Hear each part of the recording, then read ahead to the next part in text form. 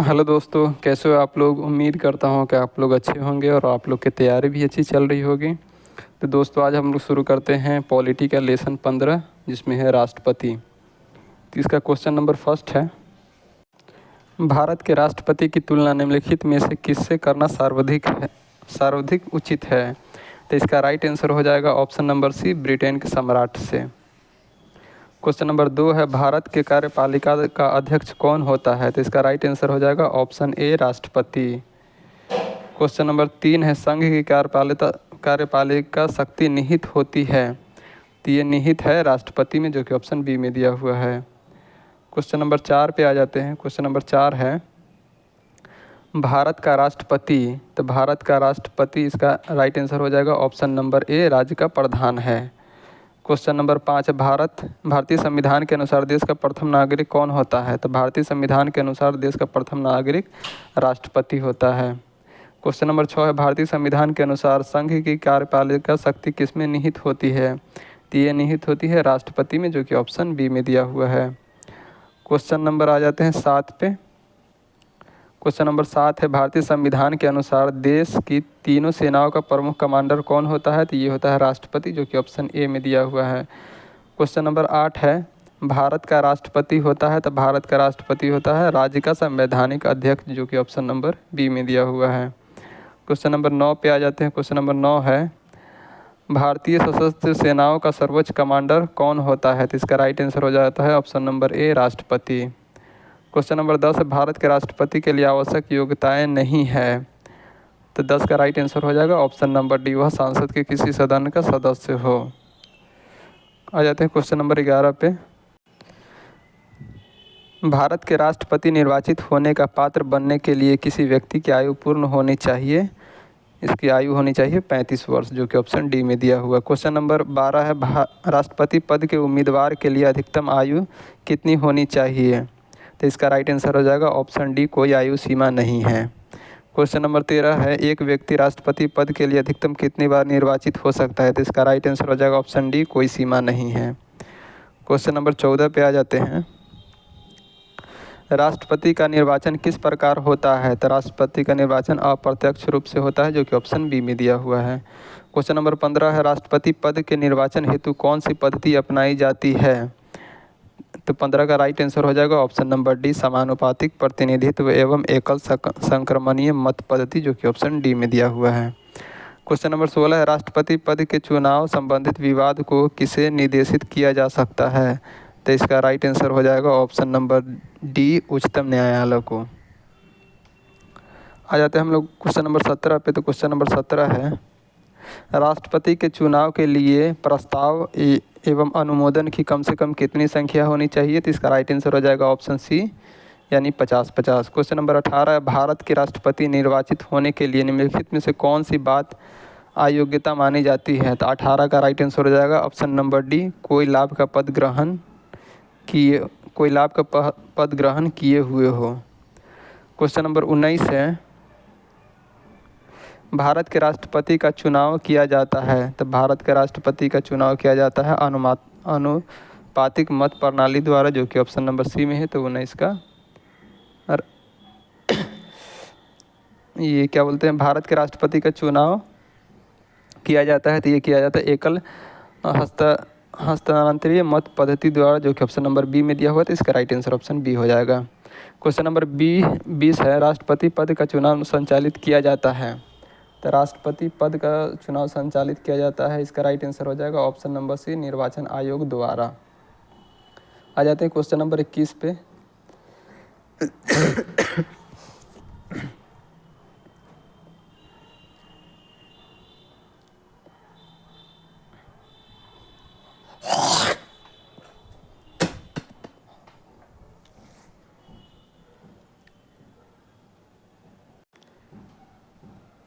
भारत के किसके चुनाव में अनुपातिक प्रतिनिधित्व चुनाव प्रणाली अपनाई जाती है। तो ये अपनाई जाती है राष्ट्रपति में, जो कि ऑप्शन डी में दिया हुआ है।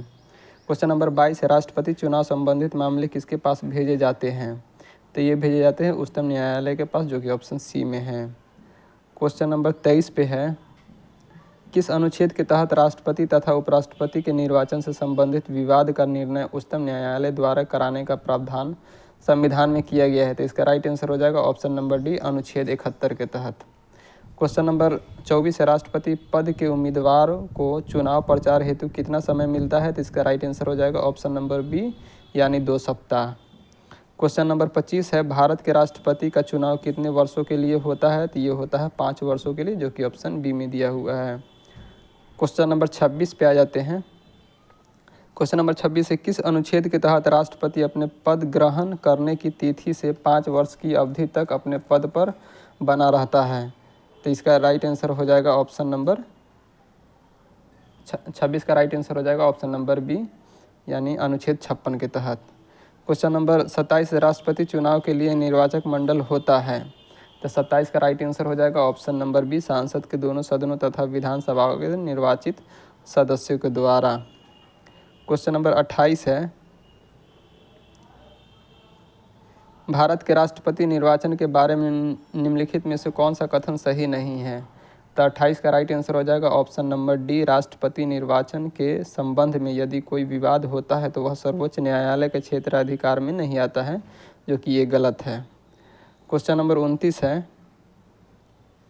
भारत के राष्ट्रपति को उसके पद से हटाया जा सकता है? तब भारत के राष्ट्रपति को उसके पद से हटाया जा सकता है, इसका राइट आंसर हो जाएगा ऑप्शन नंबर डी, सांसद द्वारा। तो 29 का राइट आंसर ऑप्शन डी हो जाएगा। क्वेश्चन नंबर 30 है, भारत के राष्ट्रपति पद से हटाने की प्रक्रिया? तो भारत के राष्ट्रपति को पद से हटाने की प्रक्रिया है संसद द्वारा, महाभियोग द्वारा। क्वेश्चन नंबर 31 है, संविधान के उल्लंघन के लिए राष्ट्रपति के विरुद्ध अभियोग कार्रवाई किसमें शुरू की जा सकती है? तो इसका राइट आंसर हो जाएगा ऑप्शन नंबर सी, संसद के किसी भी सदन में। क्वेश्चन नंबर आ जाते हैं 32 पे। तो क्वेश्चन नंबर 32 है, राष्ट्रपति को हटाया जा सकता है? तो राष्ट्रपति को हटाया जा सकता है महाभियोग द्वारा, जो कि ऑप्शन नंबर डी में दिया हुआ है। क्वेश्चन नंबर 33 है, राष्ट्रपति पर महाभियोग किस आधार पर लगाया जा सकता है? इसका राइट आंसर हो जाएगा ऑप्शन नंबर बी, संविधान के अतिक्रमण करने पर। आ जाते हैं हम लोग क्वेश्चन नंबर 34 पे। राष्ट्रपति पर महाभियोग की प्रक्रिया किस देश के संविधान से ली गई है? तो ये लिया गया है अमेरिका के संविधान से, जो कि ऑप्शन ए में दिया हुआ है। क्वेश्चन नंबर 35 है, भारतीय संविधान को किस परिस्थिति में अपने पद से त्यागपत्र देना पड़ता है? तो इसका राइट आंसर हो जाएगा ऑप्शन नंबर ए में दिया हुआ, महायोग लगने पर, रिश्वत लेने पर, प्रधानमंत्री कहने पर और संसद के वक्तव्य न देने पर। तो इसका राइट आंसर हो जाएगा ऑप्शन नंबर ए, महाभियोग लगने पर। क्वेश्चन नंबर 36 से, कार्यकाल पूरा होने पर पहले भारत के राष्ट्रपति को उनके पद से कौन हटा सकता है? तो इसका राइट आंसर हो जाएगा ऑप्शन नंबर डी, सांसद द्वारा महाभियोग लगाकर। आ जाते हैं क्वेश्चन नंबर 37 पे। तो क्वेश्चन नंबर 37 है, राष्ट्रपति पर महाभियोग का आरोप एक संकल्प के रूप में सांसद के किसी भी सदन में लाया जा सकता है। यह कम से कम कितने दिन की लिखित सूचना के बाद प्रस्तुत किया जाना चाहिए? तो इसका राइट आंसर हो जाएगा ऑप्शन नंबर बी, 14 दिन। क्वेश्चन नंबर 38 है, सदन में राष्ट्रपति के विरुद्ध महाभियोग प्रस्ताव पास करने के लिए कितने सदस्यों का समर्थन चाहिए? तो 38 का राइट आंसर हो जाएगा ऑप्शन नंबर बी, यानी सदन के कुल सदस्यों में से कम 2/3 सदस्य। क्वेश्चन नंबर 39 है, भारत के राष्ट्रपति को कार्य अवधि की समाप्ति के पूर्व भी पद से हटाया जा सकता है? तो ये हटाया जा सकता है महाभियोग के द्वारा, जो कि ऑप्शन नंबर सी में दिया हुआ है। क्वेश्चन नंबर 40 है, किसी व्यक्ति के राष्ट्रपति के रूप में चुनाव को अवैध घोषित किए जाने की स्थिति में उसके द्वारा अपना चुनाव अवैध घोषित किए जाने के पूर्व कृतियों की क्या संवैधानिक होगी? तो इसका राइट आंसर हो जाएगा ऑप्शन नंबर बी, यह कृत्य विधिमान्य होंगे। 40 का राइट आंसर ऑप्शन बी हो जाएगा। क्वेश्चन नंबर 41 है, भारत के राष्ट्रपति को महाभियोग द्वारा हटाया जा सकता है, किंतु महाभियोग की प्रक्रिया को दोषपूर्ण कहकर आलोचना की जाती है। प्रक्रिया में कौन सा दोष नहीं है? तो इसका राइट आंसर हो जाएगा ऑप्शन नंबर सी, राष्ट्रपति राज्यसभा के रिक्त स्थानों पर अपने समर्थकों को मनोनीत करके 2/3 बहुमत से अपने विरुद्ध महाभियोग पारित करने का असंभव बना सकता है। तो 41 का सी राइट आंसर हो जाएगा। क्वेश्चन नंबर 42 पे आ जाते हैं। तो क्वेश्चन नंबर 42 है, राष्ट्रपति को निम्नलिखित में से कौन सा पद और गोपनीयता की शपथ दिलाता है? तो ये दिलाता है भारत का मुख्य न्यायाधीश, जो कि ऑप्शन नंबर ए में है, तो इसका राइट आंसर ऑप्शन ए हो जाएगा। क्वेश्चन नंबर 43 है, राष्ट्रपति संविधान के किस अनुच्छेद के तहत भारत के मुख्य न्यायाधीश के समक्ष शपथ ग्रहण करते हैं? तो 43 का राइट आंसर हो जाएगा ऑप्शन नंबर बी, अनुच्छेद 60 के तहत। क्वेश्चन नंबर हम लोग 44 पे आ जाते हैं। मुख्य न्यायाधीश की अनुपस्थिति में राष्ट्रपति किसके समक्ष शपथ लेता है? तो इसका राइट आंसर हो जाएगा ऑप्शन नंबर डी, सर्वोच्च न्यायालय का और वरिष्ठ न्यायाधीश के समक्ष। क्वेश्चन नंबर 45 है, यदि राष्ट्रपति और उपराष्ट्रपति दोनों देश से बाहर हो तो उस स्थिति में उनके कार्यभार को कौन ग्रहण करेगा? तो इसका राइट आंसर हो जाएगा ऑप्शन सी, सर्वोच्च न्यायालय का मुख्य न्यायाधीश। क्वेश्चन नंबर 46 पे आ जाते हैं। यदि भारत के राष्ट्रपति त्यागपत्र देना चाहते हैं तो वह अपना त्यागपत्र किसे देंगे? तो इसका राइट आंसर हो जाएगा ऑप्शन नंबर बी, भारत के उपराष्ट्रपति को। क्वेश्चन नंबर 47 है, राष्ट्रपति के त्यागपत्र की सूचना उपराष्ट्रपति किसको देता है? तो ये देता है लोकसभा अध्यक्ष को, जो कि ऑप्शन नंबर सी में दिया हुआ है, तो इसका राइट आंसर ऑप्शन सी हो जाएगा। क्वेश्चन नंबर 48 है, भारत के राष्ट्रपति और उपराष्ट्रपति की मृत्यु की स्थिति में भारत के राष्ट्रपति के रूप में कौन कार्य करेगा? तो इसका राइट आंसर हो जाएगा ऑप्शन नंबर सी, भारत के मुख्य न्यायाधीश। क्वेश्चन नंबर 49 पे आ जाते हैं। यदि मृत्यु त्यागपत्र अथवा हटाए जाने की स्थिति में भारत के राष्ट्रपति का पद रिक्त हो जाए तो उस पद का कार्यभार कौन संभालेगा? तो उस पद का कार्यभार संभाल लेगा उपराष्ट्रपति, जो कि ऑप्शन बी में दिया हुआ है। क्वेश्चन नंबर 50 है, जब राष्ट्रपति मृत्यु, त्यागपत्र, पदच्युत या अन्य कारणों से अपने कर्तव्य को नहीं निभा सकता है तो उपराष्ट्रपति कितने समय तक राष्ट्रपति के रूप में कार्य कर सकता है? तो इसका राइट आंसर हो जाएगा ऑप्शन नंबर डी, 6 माह। क्वेश्चन नंबर 51, निम्नलिखित में से कौन से राष्ट्रपति पूर्व केंद्रीय गृह मंत्री थे? तो इसका राइट आंसर हो जाएगा ऑप्शन नंबर बी, ज्ञानी जैल सिंह, मतलब 51 के बी राइट आंसर हो जाएगा। क्वेश्चन नंबर 52 है, भारत के राष्ट्रपति निर्वाचन होने से पूर्व निम्न में से कौन उपराष्ट्रपति नहीं थे? तो ये थे ज्ञानी जैल सिंह, जो कि ऑप्शन नंबर डी में दिया हुआ, तो इसका राइट आंसर ऑप्शन डी हो जाएगा। क्वेश्चन नंबर 53 है, भारत के चौथे राष्ट्रपति। तो भारत के चौथे राष्ट्रपति थे वी गिरी, जो कि ऑप्शन नंबर ए में दिया हुआ, तो इसका राइट आंसर ऑप्शन ए हो जाएगा। क्वेश्चन नंबर 54 है, सबसे लंबे समय तक भारत के राष्ट्रपति रहे हैं। तो ये लंबे समय तक राष्ट्रपति रहे हैं डॉक्टर राजेंद्र प्रसाद, जो कि ऑप्शन ए में दिया हुआ है, तो इसका राइट आंसर ऑप्शन ए हो जाएगा। क्वेश्चन नंबर 55 पे आ जाते हैं।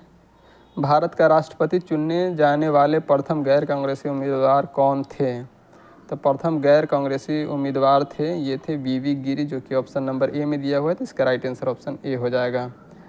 क्वेश्चन नंबर 56 है, भारतीय राष्ट्रपति के सर्वसम्मति से चुने जाने वाले अभी तक एकमात्र उदाहरण है। तो ये उदाहरण है नीलम संजीव रेड्डी, जो कि ऑप्शन नंबर डी में दिया हुआ है, तो इसका राइट आंसर ऑप्शन डी हो जाएगा। क्वेश्चन नंबर 57, निम्नलिखित में से कौन कभी भारत का राष्ट्रपति नहीं रहा है? तो ऑप्शन ए में दिया हुआ है डॉक्टर एस राधाकृष्ण, ये रह चुके हैं। डॉक्टर बी में दिया हुआ डॉक्टर जाकिर हुसैन, ये भी रह चुके हैं। सी में दिया हुआ है ज्ञानी जैल सिंह, तो ये भी रह चुके हैं। डी में है सी राजगोपालाचारी, तो ये नहीं रहे हैं राष्ट्रपति, तो इसका राइट आंसर ऑप्शन डी हो जाएगा। क्वेश्चन नंबर 58 है, स्वतंत्र भारत के प्रथम राष्ट्रपति कौन थे? तो ये थे डॉक्टर राजेंद्र प्रसाद, जो कि ऑप्शन नंबर बी में दिया हुआ है, तो इसका राइट आंसर ऑप्शन बी हो जाएगा। क्वेश्चन नंबर 59 पे आ जाते हैं। निम्नलिखित में से कौन लगातार 2 बार राष्ट्रपति रहे थे? तो 2 बार राष्ट्रपति ये रहे थे डॉक्टर राजेंद्र प्रसाद, जो कि ऑप्शन नंबर ए में दिया हुआ, तो इसका राइट आंसर ऑप्शन ए हो जाएगा। क्वेश्चन नंबर 60 है, भारतीय संविधान का कौन सा अनुच्छेद राष्ट्रपति के पद के लिए पुनः निर्वाचन की योग्यताएं निर्धारित करता है? तो इसका राइट आंसर हो जाएगा ऑप्शन नंबर डी, अनुच्छेद 57। क्वेश्चन नंबर हम लोग आए थे 61 पे, जनता पार्टी के शासन के दौरान भारत के राष्ट्रपति थे। तो 61 का राइट आंसर हो जाएगा option number D, N Sanjeeva Reddy. Question number 62 पे आ जाते हैं। भारत के किस राष्ट्रपति की मृत्यु कार्यकाल पूरा करने के पूर्व हो गई थी? तो इसका राइट आंसर हो जाएगा option number C, doctor Zakir Hussain की। क्वेश्चन नंबर 63 है, भारतीय संघ के प्रतिरक्षा बलों का सर्वोच्च समादेश निम्नलिखित में से किसमें निहित होता है? तो इसका राइट आंसर हो जाएगा ऑप्शन नंबर बी, राष्ट्रपति में। क्वेश्चन नंबर 64 है, निम्नलिखित में से भारत का राष्ट्रपति किसकी नियुक्ति नहीं करता? तो इसका राइट आंसर हो जाएगा ऑप्शन नंबर ए, उपराष्ट्रपति को राष्ट्रपति नियुक्त नहीं करता है। तो 64 का ए राइट आंसर हो जाएगा। क्वेश्चन नंबर 65 है, निम्नलिखित में से किसकी नियुक्ति भारत का राष्ट्रपति करता है? तो ए में दिया हुआ भारत का महान्यायवादी, बी में है नियंत्रक एवं महालेखा परीक्षक, और सी में दिया हुआ एक राज्य का राज्यपाल। तो इसका राइट आंसर हो जाएगा ऑप्शन नंबर डी, उपरोक्त सभी का नियुक्ति राष्ट्रपति करते हैं। क्वेश्चन नंबर 66 है, केंद्रीय मंत्रिमंडल के मंत्रियों की नियुक्ति कौन करता है? तो केंद्रीय मंत्रिमंडल के मंत्रियों की नियुक्ति प्रधानमंत्री की सलाह पर राष्ट्रपति करते हैं, जो कि ऑप्शन सी में दिया हुआ है। तो इसका राइट आंसर ऑप्शन सी हो जाएगा। क्वेश्चन नंबर 67 है, निम्नलिखित में से किसकी नियुक्ति भारत के राष्ट्रपति द्वारा नहीं होती है? तो भारत के राष्ट्रपति के द्वारा नहीं होती है, ये लोकसभा अध्यक्ष का नियुक्ति भारत के राष्ट्रपति के द्वारा नहीं होती है। तो इसका right answer option number A हो जाएगा। क्वेश्चन नंबर 68 है, भारत के राष्ट्रपति की मर्जी तक निम्नलिखित में से कौन अपने पद पर रह सकता है? तो ये रह सकता है राज्यपाल, जो कि ऑप्शन नंबर सी में है। तो इसका राइट आंसर ऑप्शन सी हो जाएगा। क्वेश्चन नंबर 69 है, निम्नलिखित में से किसे राष्ट्रपति नियुक्त नहीं करता है? तो राष्ट्रपति किसे नियुक्त नहीं करता है? तो इसका राइट आंसर हो जाएगा ऑप्शन नंबर बी, योजना आयोग। क्वेश्चन नंबर 70 पे आ जाते हैं। क्वेश्चन नंबर 70 है, वित्त बिल के लिए किसकी पूर्व स्वीकृति आवश्यक है? तो वित्तीय बिल के लिए ये राष्ट्रपति के स्वीकृति सबसे पहले आवश्यक है। तो इसका राइट आंसर हो जाएगा option number C. Question number 71 है, किसी भी अभियुक्त की फांसी की सज़ा को बदलने या कम करने का अधिकार किसे दिया गया है? तो ये दिया गया है राष्ट्रपति को, जो कि ऑप्शन नंबर ए में है। तो इसका राइट आंसर ऑप्शन ए हो जाएगा। क्वेश्चन नंबर 72 है, राष्ट्रपति द्वारा राज्यसभा में मनोनीत सदस्यों की कुल संख्या कितनी होती है? तो इसका राइट आंसर हो जाएगा ऑप्शन नंबर डी, यानी 12 संख्या होती है। क्वेश्चन नंबर 73 है, भारत के राष्ट्रपति को यह अधिकार प्राप्त नहीं है कि वह ए में दिया हुआ क्षमादान प्रदान करे, बी में दिया हुआ न्यायालय के न्यायाधीशों को हटाए, सी में दिया हुआ आपातकाल की घोषणा करे, और डी में दिया हुआ अध्यादेश जारी करे। तो 73 का राइट आंसर हो जाएगा ऑप्शन बी, न्यायालय के न्यायाधीश को हटाए। तो इस तरह से दोस्तों हम लोग का राष्ट्रपति के चैप्टर का 73 नंबर क्वेश्चन तक कंप्लीट हो गया है। इसका जो भी आगे क्वेश्चन बच गया है वो नेक्स्ट वीडियो में कंप्लीट किया जाएगा। तो दोस्तों अगर वीडियो अच्छी लग रही है तो लाइक कीजिए, शेयर कीजिए, अगर सब्सक्राइब नहीं किए हैं तो सब्सक्राइब भी कर लीजिए। धन्यवाद।